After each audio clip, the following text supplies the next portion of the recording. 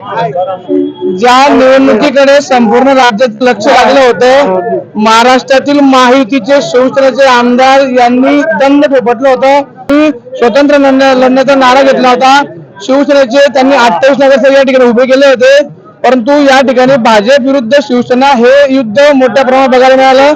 या मतदारसंघामध्ये विशेष करून चाळीसगावचे आमदार मंगेश चव्हाण, मंत्री गिरीश भाऊ महाजन या मात्र या ठिकाणी हस्तक्षेप करण्यात आला, परंतु या सर्वांवर मात करत आज किशोर पाटील यांच्या नेतृत्वावर जनतेने विश्वास ठेवत त्यांना एक हाती सत्ता दिलेली आहे। आपण त्यांच्याशी बोलणार आहोत। स्वागत आहे मधुर खानदेशभाई, काय सांगाल? धन्यवाद। मी पहिल्यांदा या पाचोरा आणि भडगाव शहरातल्या तमाम नागरिकांचं, मतदार बांधवांचं, भगिनींचं, तरुणांचं मनापासून अभिनंदन करतो, त्यांना धन्यवाद देतो की त्यांनी आजपर्यंत किशोरप्पा आणि शिवसेनेच्या पाठीशी खंबीरपणे उभे राहिलेच, परंतु अशा संघर्षाच्या काळामध्ये की जी सगळी भारतीय जनता पक्ष आणि वेगवेगळ्या पक्षातले सगळे नेते एकत्रित येऊन एकवटल्यानंतर किशोरप्पा आणि शिवसेना परतचा पराभव करण्याचा निश्चय केला होता, परंतु यांनी गेल्या 10 वर्षापासून शिवसेनेशी केलेली गद्दारी, गेल्या 10 वर्षापासून शिवसैनिकांच्या पाठीत खपसलेला खंजीर,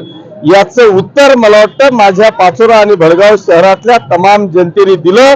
त्याच्यामुळे आजचा हा विजय मी पाचोरा आणि भडगाव शहरातल्या तमाम जनतेला समर्पित करीत आहे। आपलं शूट पडतंय, आपण त्यावर काय सांगाल? पहिली गोष्ट म्हणजे मला सोशल मीडिया, व्हॉट्सअप, फेसबुक पाहायला वेळच मिळत नाही, त्याच्यामुळे कोणी काय दिलं होतं याच्याही पेक्षा माझ्या पाचोरा आणि भडगाव शहरातल्या तमाम मतदार माता भगिनींच्या जनतेवर प्रचंड असा विश्वास होता, आहे आणि भविष्यातही राहील। त्याच्यामुळे कोण काय म्हणत होतं याच्यावर मी कधीच लक्ष घालत नाही। माझी जनता माझ्याशी काय म्हणते याच्यावर माझं पूर्ण लक्ष राहतं।